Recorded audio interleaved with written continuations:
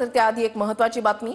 पुणे महापालिकेसाठी आमच्याकडे 165 उमेदवार तयार असं म्हटलंय रवींद्र धंगेकरांनी। आमचं राजकारण पुणेकरांच्या हिताचं असेल असं रवींद्र धंगेकरांचं म्हणणं आहे। जागा 165 आहेत, आमच्याकडे 165 उमेदवार तयार आहेत। युती होणारे नाही होणारे हा सगळा शिंदे साहेबांचा आणि वरिष्ठांचा विषय आहे, पण आम्ही 175 उमेदवार आमच्याकडे तयार आहे आणि शेवटच्या मिनिटापर्यंत फॉर्म भरेपर्यंत आमची राजनीती जी असेल ते पुणेकरांच्या हिताची असेल। प्रामुख्याने आमचा सगळं तरुणांवर भर असेल। ज्यांना चेहरा नाही त्यांना चेहरा देण्याचा प्रयत्न शिवसेना करेल। बातमी नाशिकमधून आहे। हैदराबादच्या राजमुंद्रीवरून झाडं घेऊन दुसरा कंटेनर नाशिकमध्ये आलेला आहे। दुसऱ्या कंटेनरमधून आणखी 350 झाडं नाशिकमध्ये दाखल झाली आहेत। नाशिकच्या मखमलाबाद परिसरात झाडं उतरवण्याचं काम सध्या सुरू आहे। सुमारे 15,000 झाडं सोमवारी शहरातील विविध भागामध्ये लावली जाणार आहेत। तपोवनातील वृक्षतोडीला पर्यावरण प्रेमींचा विरोध हा कायम आहे। चंदन पूजाधिकारी आमचे प्रतिनिधी या संदर्भातली अधिक माहिती देतील। चंदन। ऋषाली, खरं तर हरितलाबादनं एकीकडे तपोवनातील वृक्षतोडीला 15 तारखेपर्यंत पूर्णपणे अंतरिम स्थगिती दिलेली आहे। दुसरीकडे आंध्र प्रदेशच्या राजमुद्रीवरून हा दुसरा कंटेनर जो आहे झाडं घेऊन तो नाशिकमध्ये दाखल झालेला आहे। सोमवारी गिरीश महाजन आणि सामाजिक संस्थांच्या वतीनं शहराच्या वेगवेगळ्या भागांमध्ये जवळपास 15,000 झाडांची लागवड केली जाणार आहे आणि त्यासाठी आता झाडं नाशिकमध्ये यायला सुरुवात झालेली आहे। आपण जर दृश्यांमध्ये बघितलं तर काल एक कंटेनर नाशिकमध्ये आला होता। आज हा जो दिसतोय तो दुसरा कंटेनर आपल्याला बघायला मिळतोय आणि शहराच्या वेगवेगळ्या भागांमध्ये पर्यावरण प्रेमींच्या सूचनांनुसार आता हे झाड लावले जाणार आहे। आपण जर इथे बघितलं तर या ठिकाणी अशा पद्धतीचे मार्किंग करण्यात आलेले आहेत। काही खड्डे देखील खणले जाणार आहेत। मागच्या वेळेला जे खड्डे खणताना चुका झाल्या त्या यावेळेला केल्या जाणार नाहीयेत। त्याच्यामुळे 2 खड्ड्यांमध्ये अंतर ठेवलं जाणार आहे।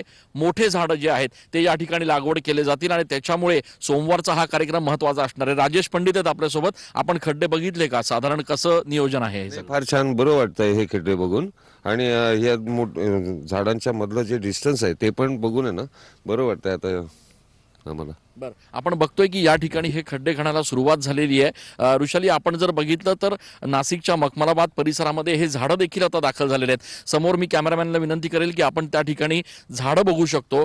हे झाडं जे आहेत ते आता या ठिकाणी ट्रकमधनं कंटेनरमधनं खाली काढायला सुरुवात झालेली आहे। 15 ते 20 फुटांपर्यंतचे हे सगळे देशी झाड आहेत जे चिरकाळ टिकतील, नाशिककरांना व्यवस्थित निसर्ग संवर्धनासाठी एक आधार देतील आणि त्या नक्कीच। धन्यवाद चंदन दिलेल्या सविस्तर माहितीसाठी। अपडेट सातत्याने तुमच्याकडून जाणून घेणार आहोत।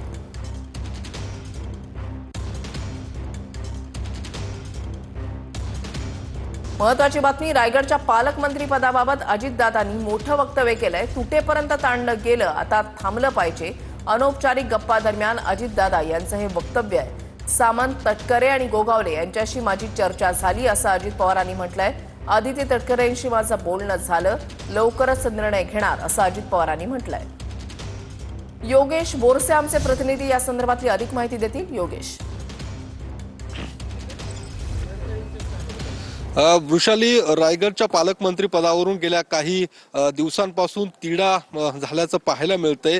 एकीकडे सुनील तटकरे किंवा आदिती तटकरे, दुसरीकडे शिंदे गटाचे भरत गोगावले यांनी देखील हा मुद्दा सातत्याने उपस्थित केला आहे आणि दोन्हीकडून रायगडच्या पालकमंत्री पदावरती दावा करण्यात आलेला आहे आणि त्यामुळे अद्यापर्यंत रायगडच्या पालकमंत्री पदाचा तिढा सुटत नाहीये। त्यावरून अनेक वेळा दोन्ही पक्षांमध्ये वाद देखील झाल्याचं पाहायला मिळालं। अनेक वेळा परस्पर विरोधी वक्तव्य देखील दोन्ही पक्षांच्या नेत्यांकडून देण्यात आलेले आहे आणि त्यावरच बोलताना आज अजित पवारांनी सांगितलं की तुटेपर्यंत हा संपूर्ण विषय ताणला गेलेला आहे, आता थांबलं पाहिजे। दोन्ही पक्षांकडून आता हे थांबलं गेलं पाहिजे असं देखील अजित पवारांचं मत आहे आणि त्यामुळे या संदर्भातच माझं उदय सामंत, भरत गोगावले, आदिती तटकरे यांच्याशी देखील या संदर्भात बोलणं झालेलं आहे आणि लवकरच रायगडच्या पालकमंत्री पदासंदर्भातला निर्णय हा महायुती सरकारकडून घेतला जाईल असं देखील अनौपचारिक गप्पांमध्ये अजित पवारांचं हे म्हणणं होतं। त्यामुळे आता हा वाद कुठेतरी थांबणार आहे। त्यामुळे येणाऱ्या या अधिवेशनानंतर कदाचित रायगडच्या पालकमंत्री पदाचा तिढा हा सुटण्याची शक्यता वर्तवली जात आहे। वृषाली, धन्यवाद योगेश दिलेल्या सविस्तर माहितीसाठी। नागपुरातील संघाच्या कार्यक्रमाला अजित पवार जाणार नाहीयेत. संघाच्या बौद्धिकाला अजित पवार अनुपस्थित राहणार आहेत. उद्याच्या बौद्धिकाला राष्ट्रवादीकडून कुणीही उपस्थित राहणार नाही अशी माहिती मिळतेय. अधिवेशनाच्या काळामध्ये संघाकडून आमदारांना निमंत्रित केलं जातं. बौद्धिक जे आहे ते दिलं जातं. मागच्या वेळेला सुद्धा अजित पवार या बौद्धिकाला उपस्थित नव्हते. त्यावेळेला अजित पवारांच्या राष्ट्रवादीचे आमदार राजू कारेमोरे यांची उपस्थिती होती.